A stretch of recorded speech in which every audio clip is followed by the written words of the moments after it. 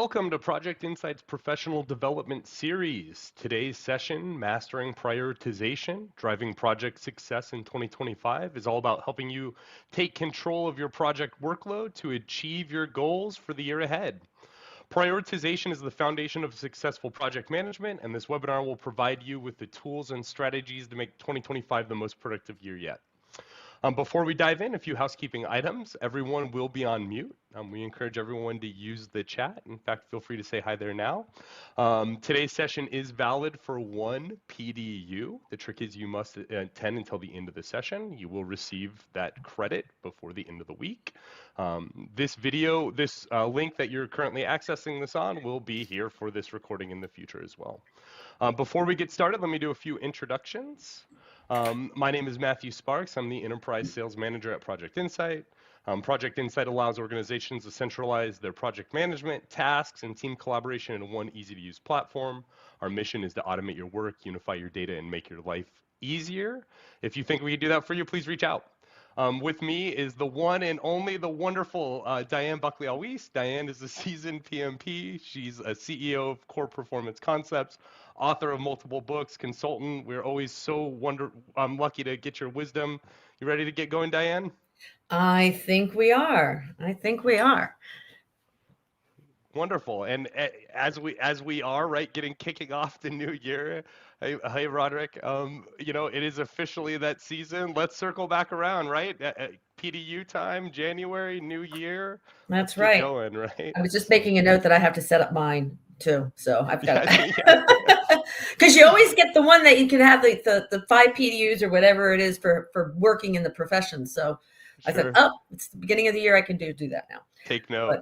Yeah, absolutely. Well, welcome everybody. And I see a lot of notes out there. I know there's a lot of people out in the Western United States. So hopefully everybody's staying safe.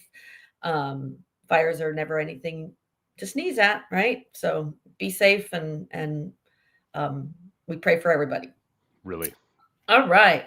So today we're going to talk about prioritization. And I'm going to start with just the discussion with you, Matt. It's like, every year, we want to demonstrate our value. We want to earn that promotion. We want to get that bonus. And, one of the things that we always want to do, and part of the whole New Year's resolution is, having an idea of what you want to accomplish each year. And, to be able to do that, and if you can identify those things that you want to accomplish this year, then you should be focused on those items and make sure that you do. And I know we all get busy. We all, if we use the reference of the New Year's resolution, how often does New Year's resolution last? Usually not through the end of the year. But what we're going to talk about today is if we really do prioritize and we do focus on our priorities throughout the year, and how do we do that? We're going to receive a whole lot of benefits. We'll eliminate a lot of procrastination. We'll increase our productivity. We're going to go through each of these today and share some insights and some ideas on how you can kind of stay on track by using good prioritization skills and ensure that you deliver on what you want to, or accomplish what you want to accomplish that year. Yeah. So I'm assuming you want to have a promotion, right, Matt? That's what I was just going to say. You're telling me I get my promotion before the year is done, right? Let's get going. I'm all about that. I mean, usually we're all doing some sort of, evaluation review or whatever. And a lot of times people are like, oh my God, like, what did I do all year? Right. And This is a way, you're all project managers. So you kind of set that expectation and then measure it throughout the year. And then at the end of the year, you kind of know. It's not a guessing game. But what you have to do is start with a plan. Yeah. So you might have a vision. Let's just say you're working on, you're lucky enough to have only one project you're working on. Right? Well, not all of us are. What are you doing, first of all? Yeah. But I have one project. I need to deliver on that project. Well, you're going to have a charter. You're going to have objectives. You're going to, maybe some KPIs and stuff that you want to achieve through that. But most of us aren't dealing with just one project, right? Most of us have lots of different things to do. And I'll use an example. I deal with a lot of, do relationship management, and I'm dealing with like 70 different vendors. But not all of those vendors are equally important to what I do, right? So which ones should I be focusing on this year? What's my plan? How am I going to measure myself? This is the time of the year that you should have that conversation either with yourself, with your supervisor. What is my plan for the year, and what do you want me to accomplish? And just like a project, you got to start with that plan. Now, go ahead. And if not, really, Diane, right, all you end up doing is just hitting the keyboard, right? When you then go to look back at what you did this last year, yeah, I mean, oh it's boy, just what busy did work. I do? It's just busy work. I mean, we get bogged down into just the busy work, and maybe the busy work isn't the most important work to be done. No. So I have this philosophy, and a dear friend of mine told me this many, many moons ago, is get it done now, right? Like if it truly is important, get it done, right? If it's not that important, okay, fine, push it off. But you don't know what's important or what's not important if you haven't set that plan in place. And what we've talked about this, you're going to hear a lot of repeats today from all the stuff that we've done over the last couple of years together. You want to be doing the right things. You don't want to just be doing things correctly, right? So that's the difference between effectiveness and efficiency. We want to be effective each year. We want to make sure that we demonstrate that value. So we want to be doing the right things and not just things correctly. And then, managing your time. Everybody, struggles with this because they get pulled in 1,000 different directions. I said, I have 70 different vendors to talk to. Like, which one should I be working on? And there's a couple, I like this little chart because it's that nice little high level about things you can do. And we'll talk about a lot of these and repeated throughout the session today. But delegation is a skill that is super beneficial. Realize when you are doing something that's not necessarily in your role and delegate it to somebody that maybe it is. Sometimes we like doing certain things, but that's not necessarily the best thing to do. You want it to be the right person. Your time may be better spent elsewhere. So really learning how to delegate work is important. You don't want to just delegate because you don't want to do something, but if right? Exactly, yeah. Here, Matt, I'm going to throw it to you and just deal with it because I don't want to do it. No, it's delegating the stuff that you shouldn't be doing. Done. Yeah, exactly. Yeah. It's delegating the things that you shouldn't be doing. Yes. The other one is making a list. Every week, every week I will go through, and I know it's a little tedious and stuff. Every week I go through at the beginning of the week and say, okay, what do I want to accomplish this week? Oh, shoot. Of course. Hang on a second. They're doing a test. You'll hear it. There we go. Not on the list today was the test, as far as that's concerned. It was on the list this morning, but they came. I think they're just doing another test. Fair. With that said, I think Diane was mentioning that she's making weekly lists. I personally do the same. Going through that kind of routine and cadence of did I accomplish what I set out to do throughout that time? Not only gives you the clarity to know what you should be doing, right, and what needs to get done, but then it gives you that accountability to actually know, was it done? Did you get it taken care of? So I apologize, guys, but hopefully it's over. Nope, not yet.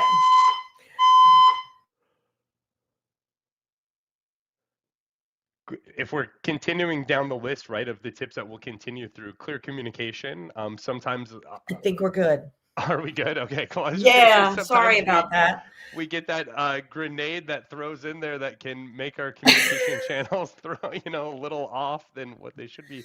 But that's really why it's important to have that clear path, right? If this slide wasn't up and we didn't have something that we knew we were going to go off of because we had this planned out, that could have really been a sticky situation. So yeah, absolutely. But going back to it, I apologize, everybody. But making a list, making sure that you know what you want to accomplish, and referring back to your primary goals for the year, right?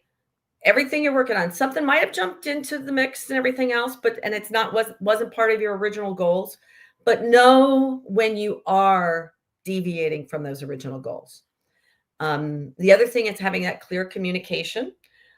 What we've talked about before is when you are communicating, make sure you're clear, concise, and accurate. And I always kind of like to use the term that I am a textbook writer and not a romance novelist. So being clear and concise will allow people to read it, because if you start becoming that romance novelist, people start interpreting things, or you're the short little one word answer person. Nobody knows what you're talking about. So take the time to be clear and concise. And sometimes you have to step back and say, well, I don't have the time. If you take the time and be clear and concise, you will find yourself much more productive. Oh, yeah. We've also talked about meetings, right? Agendas, having the right people in the meeting, making sure you understand what you want to accomplish out of that meeting, get to that point, take good notes, and have, good follow through on the action items. Get managing your time well. We don't want to have too many meetings, but we want to maximize the efficiency of those meetings. We'll also trim down time. And that does mean that you have to plan those meetings. So you have to spend a little bit more time planning to have an efficient meeting, which then ultimately gives you more time. All right. Yeah. And we're focusing on the things that need to be delivered. And then, like Project Insight, have the right tools. Project Insight's an amazing tool. Obviously there's other tools out there for managing your projects. There's integrations that are needed to other systems. How are you using the tools, and are you using those tools in the right way? So really kind of think through that. Yeah, and that applies even more broadly to just the PPM tool that you might be using. It could even be, I'm, in that gray area of communication. I might need to use ChatGPT to help me, is this clear? If somebody doesn't understand what I'm saying, would they get it after reading this document, after this process, after whatever it would be? There's so many wonderful, tools at your disposal to use. Right. So really taking the time and understanding how you're using your time is important in being able to deliver on your priorities each year. Motivation and focus is the next thing that we want to talk about with increasing your productivity. How many of you are dealing with people in your organization that don't seem motivated? And I go back to, do they understand why they're doing the work they're doing? If people understand why, whether it's a nonprofit or just a mundane task, or if they don't understand what the purpose of it or where it's going and who's going to use it, they're usually not motivated to do it. And so then that'll be like the last thing. They'll start procrastinating on things. So really understanding and making sure your team understands the why of what they're doing, and identify when there is lack of motivation and figure out ways to improve that motivation. Because again, we're not going to change people's motivation, but we want to help them become motivated. Yeah, we can incentivize that to change. Correct. Yep. And I, like I said, I think the first thing you want to do is make sure, they understand why they're doing what they're doing, or why you're asking them to do what you want them to do. Even where everything falls into play, that's that clear communication, right? This is here, and we're right here. And if you don't get this done, it crumbles, right? So please.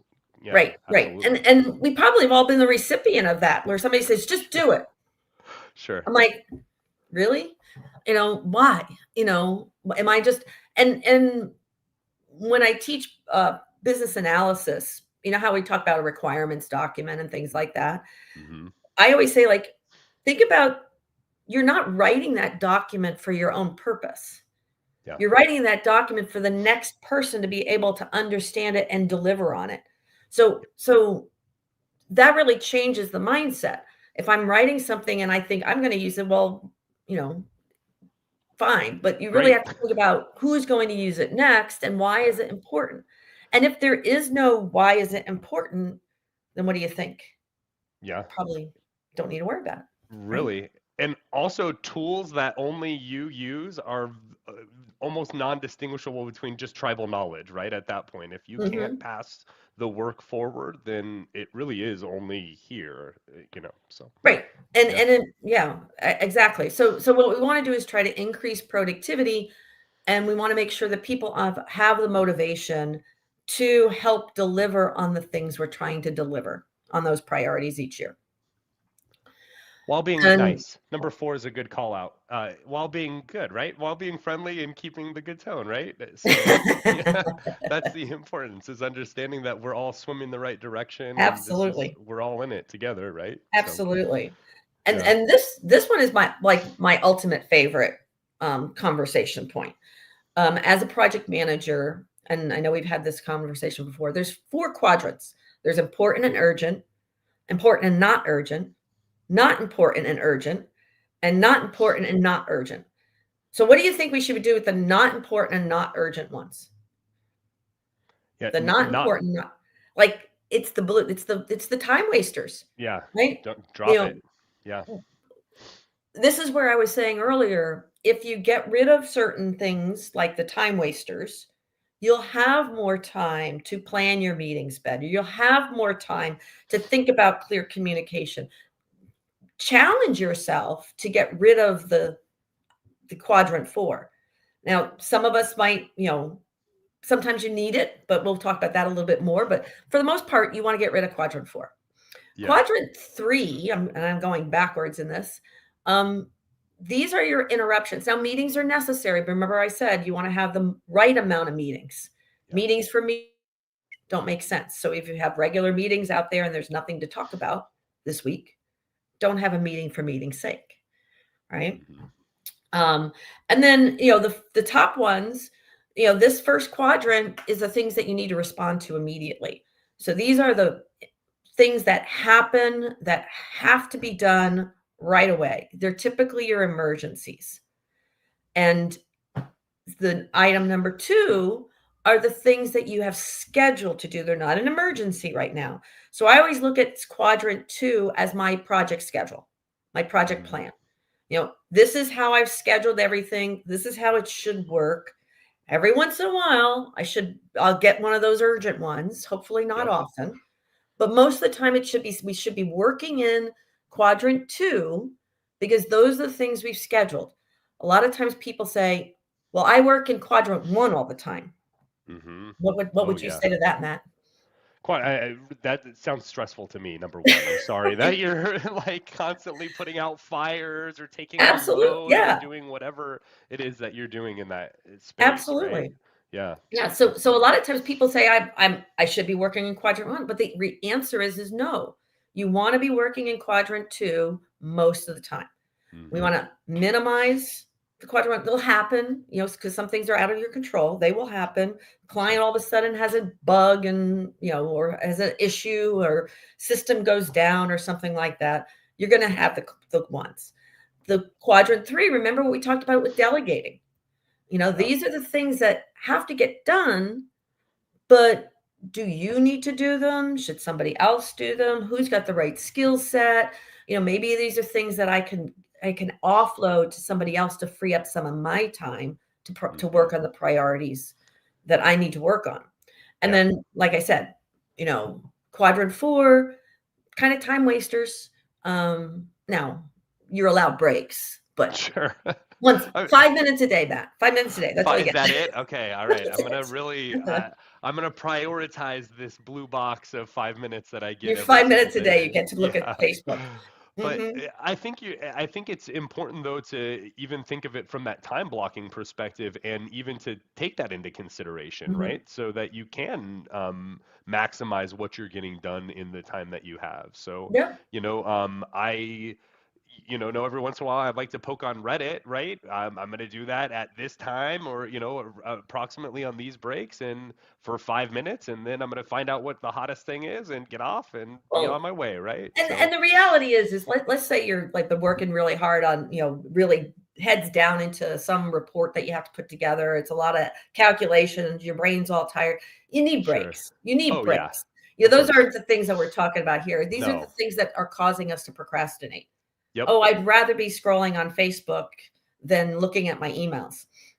I have 5 emails to respond to, like we were kind of talking about. I have 15 minutes. What am I going to do? Am I going to scroll Mhm. Facebook, or am I going to get one or, two of those knocked out quickly? So, yeah. Absolutely. Yeah. Absolutely. So again, this is where you have to determine that urgency, and going back to the whole scope of this webinar is I've set my priorities for the year.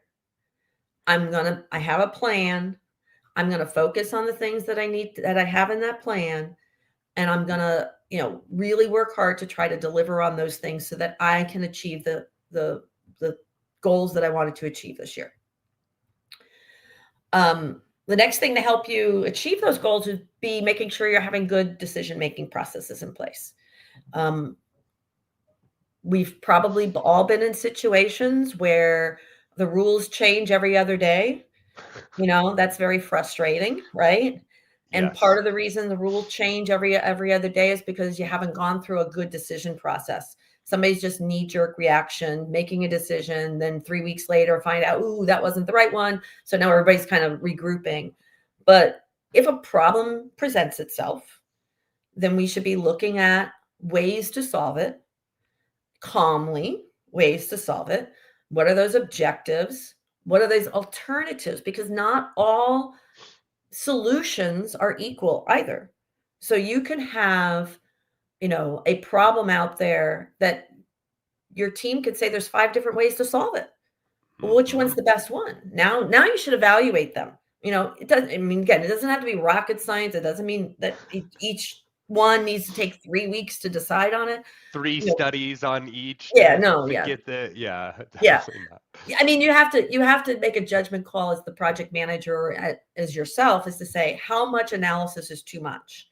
Yeah. And at one point in time, do I have enough information to at least make a decision and document those decisions? And this way, going back to the conversation about why, you're not making knee-jerk reactions. You have a thought process in place. You involve others, and as a group, you decide. And let's look at our priorities for the year. It's like we hit a roadblock. Okay, now how are we going to resolve that roadblock? What are some of our options? Can I do A and B and get back on track, or do I need to do C, D, and E to get back on track and make that decision and move forward with it? Still may not be the right answer, but at least you're doing it together, and it's not a knee-jerk reaction, and Yep. you're not just kind of, what I call throwing a dart out there to try to solve something. So having a good decision-making process also enables you to move toward to delivering on those objectives and priorities for the year. I like that. I always kind of think of that like battleship, right? Like you're guessing, that your field's here, so you're kind of guessing, like, That is a good analogy. I like that. yeah, For yeah. for I know you're younger than I am, but how many people know Battleship? So you Oh, just my engaged kids this. play it. They're young. My kids Oh, do, they but I still have guess it? probably because I play it, right? As far as that's Yeah. concerned. So, Yeah, it's a fun one. Yeah, it is a yeah. good one. Anyway. And then, what we want to do is you do need to reduce stress, and not having good priorities, not having any priorities will make things very stressful. So some of the things we've talked about, if you're constantly in crisis mode, if you don't have any goals that you're moving toward, all that stuff adds to the stress. Or if you just get to the end of the year and somebody says, well, what did you accomplish this year? That might cause you some stress too, right? So, but you do need to have some time, so I've always, not always said, but I another friend of mine, shared with me one time. He said, sometimes you have to slow down to speed up. Mm-hmm. Oh So yeah. being deliberate in how you approach things that come up to you every day at work. I mean, project managers are here to solve problems, right? Yep. So how are we solving those problems? Are we causing more anxiety and more stress than we're helping, right? So sometimes you just need to slow down, be that calm person, be positive. To your point, like, I got 15 minutes, maybe I just need to go take a walk. Yep. Just relax and and know that you're focusing on the things that are the most important thing for you this year so Yep. that you can actually help deliver that. Uh, And again, on a positive side, remember the quadrant 3 and quadrant 4? I wouldn't be stressing over those. yeah. I wouldn't be stressing over those at all because Yep. they're low. They're low priority. And you know, I think a good word is just being more deliberate and Yeah. not getting tied up in trying to do everything. And if you think about it, just from a math problem, if you've got, let's say you're working on 10 projects, Hmm. can you realistically work on all 10 projects in one day? Depending on how long your day is going to be, I mean, I don't know. Probably not very effectively. I don't know. Right. Yeah. So I have my 10 projects. Yeah. One of the companies I work with their project managers they might have 50 projects going on at any point in time. Yep. Every week in the beginning of the week, they identify the projects that are kind of floating to the top for that week, Hmm. because it does change, Oh yeah. so they even prioritize across the teams as to which ones are getting the most attention this week so that they can deliver on the expectations. You Yep. don't want the lowest priority one getting all the resources. Yeah. So having a prioritization process helps keep everybody focused, helps people relax, right? Yep. And still feel a sense of accomplishment because you're focused on the things that are important today.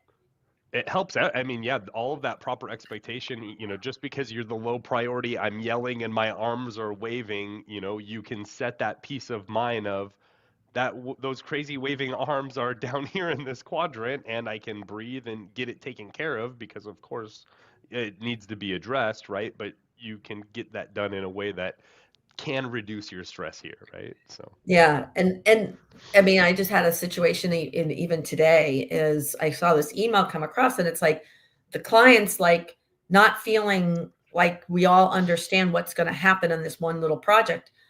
And I'm asking around, I'm like, have we documented what the expectations are anywhere?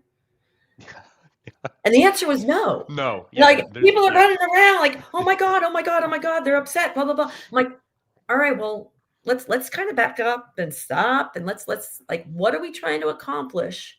yeah. And what is it that's causing that perception that the client's unhappy? We're not on So, track to accomplish their goals, right? What we're well, I needing don't to, even yeah. know. I don't even know if Yeah, people don't know what even the know what they goals are. Yeah, are. I guess that's right. Don't even So think it's so. like, Yeah, so this is like a perfect yeah, example. I don't even know what the priorities are, yeah, and people are running around crazy, yep, right? So we're adding stress to probably 20 people's day today for probably no real reason. yep, So we're going to come back and we're going to stop, slow down. We're going to look at, there's one document that kind of says, I think these are the 3 goals that they're trying to do, but we're going to confirm that and then mm-hmm, take it from there. But, too often people panic. And the last thing the project manager should be doing is panicking. You're the mm-hmm, person that does need to kind of step back and say, okay, well, let's start from the beginning. Where's our plan? What are we trying to accomplish? What are the things that need to be done now? Right? yep, Because that's our quadrant 1 and quadrant 2. yep, What are the things that you think you need to do? Well, maybe those are over in quadrant 3 or quadrant 4. So let's kind of get ourselves focused and have yep, ourselves get motivated as to what it is we need to do to kind of bring this whole thing forward. So again, all these components interrelate yep, so that if you're doing strong prioritization every day, every week, every month, yep, continuing kind of regrouping on the things that you set out to do or your goals, you can achieve a lot. Now, the other thing too is you want to quantify things. yeah, And um and maybe you're not good at that. Maybe you're not good at that. But the other part, it's like you want to free up some time and you want to have that professional growth. So think about some things that maybe you can do better and get some training. Maybe do some volunteering in another area of the business to kind of learn some more of how the other groups work. there's a lot we can do to help improve our own skills, get delegation training, or just, mentoring from another project manager in your organization on how they deal with things. So helping yourself free up some time will also give you the benefit of having time to do some professional growth. To then even scale that more, right? To hone your skills and help you, get a little bit more time and continue through that. The other one that's a great resource for looking for any of that would be your local PMI chapter as well, right? Oh, If absolutely. your Absolutely. organization may not have that type of infrastructure, that is definitely there within that. Yes. So and again, I'm going to go back to my favorite little slide, this one, right? This is Yeah. my favorite slide. So if I'm focused on number 2, everything in my schedule, everything I've planned to do this year, I might have had to insert a few things over the course of the year, but this is my plan. Every once in a while, I'm going to jump out and have to work on something urgent. Okay, that's fine. But I'm going to try really hard not to, or to delegate things that are more busy work for me or aren't necessarily giving me value and giving me that time, unless your boss says you must do it, but okay, hopefully that's not the case. But try to minimize the things in that quadrant 3 by delegating as much as you can. Maybe your Yep. business analyst can run the meetings. Yeah. Those are other options too. Meetings are going to happen. Maybe your Slack channel should get turned off and not pop up, all day long. Yeah. Maybe look at it at certain times of the day. There's all kinds of approaches you can do to manage the not important but urgent items. And then try to, as much as you can, to eliminate the quadrant 4. And because I don't want everybody working 10 hours a day. I'd much rather really kind of me personally, I'd much rather start my day and just bang through it, get through all my stuff and have my free time. I don't necessarily want to be working 12-hour days. Sure. And if you insert a lot of the things that the interruptions and the time wasters, you're going to end up with your 12-hour days. Yeah. So Oh, it's yeah. really incumbent on you to kind of help manage your world. And so, Diane, go one ahead. of the parts that you mentioned was, blocking off your Slack notifications or your Teams notifications or otherwise, right? On our podcast, we had an episode that will be launching shortly on color coding that schedule, right? So that's a way in which you can say, this is the time for this. This is when I'm doing Mhm. these pieces. And then using those tools, right, like Slack, like, Project Insight or otherwise, to say, this is the time that I want to be doing these pieces and Exactly, telling me that this can happen, right? and you can't feel guilty about it. You can't No. get guilted into it. It's, you can adjust it, Yeah. but there are some stats out there that say out of a 40-hour work week, we get maybe 5 hours of real thinking time. Mm-hmm. And that to me says it all.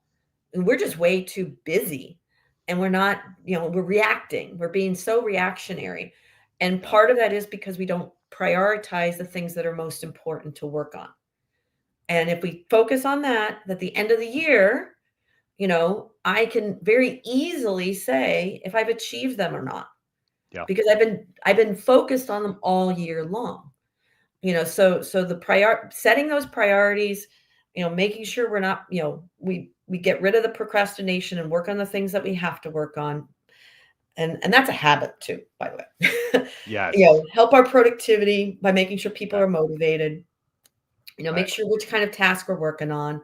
Have a good process for decision making. Don't be knee-jerk reaction. Take the time that you do need to kind of, clear the brain. I like to go for walks every day, right? So, mm-hmm. my morning walk is important because then I just kind of clear my brain. Doesn't mean that I'm not working. Yeah. It's I'm thinking No. about what I have to do today and thinking about, how do I make sure that my day is going to be productive? Yep. And so, all of these things kind of play into the benefits of having a good prioritization process. Mm-hmm. So with that, we'll take any questions. If there are any. if there are any. Feel free to share those. I think you even had the Covey quote up in talking about habits, right? 7 habits of highly effective people right there. Mhm. You know, that first one, first things first. Absolutely. Please do grab your phones and or grab the link here. Feel free to get this. This will get you your PDU before the end of the week. Thank you so much. That's just the little scan here. Oopsie. Oh, I could come back to that QR code if we need Yeah, to. it'll be here as well for the next short period of time, right? And the link was just posted in chat to be a little helpful. We do have a really exciting series coming up, right, Diane? Yes, we do.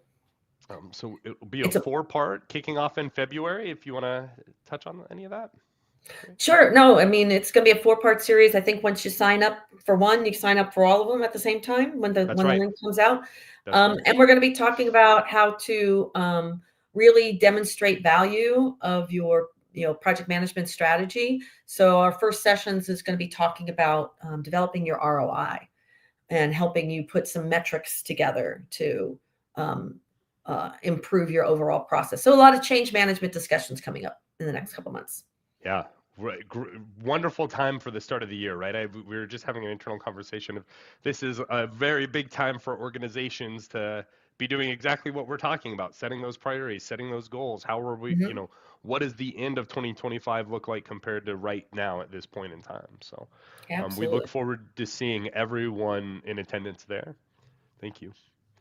And then we have recently launched a new podcast. It's our Wear Your Cape to Work. Check it out. You can learn about project management superpowers from PM teams at companies like Fairlife Milk, Activision Blizzard King, and even our latest episode here with PayPal. Cool. Ninja at PayPal. We really have enjoyed this. Great diverse superpowers is a really good way to think about this, right? You get to learn some fine skills from some of the finest project managers, wonderful organizations. So That sounds great. That's going to be yeah. fun.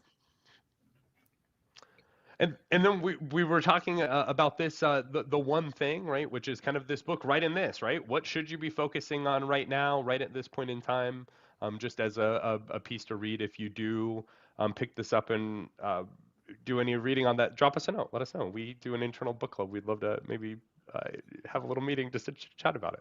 So everybody's goal starting on Monday is identify the one thing you want to accomplish that week. That's it.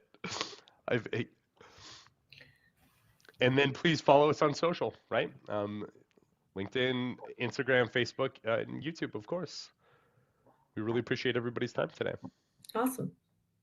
Thank you, Diane. Well, thank you. We laughed a little bit early this time, but that's okay. That's all right. We'll see you all next month. Thanks. Take care. Bye, guys.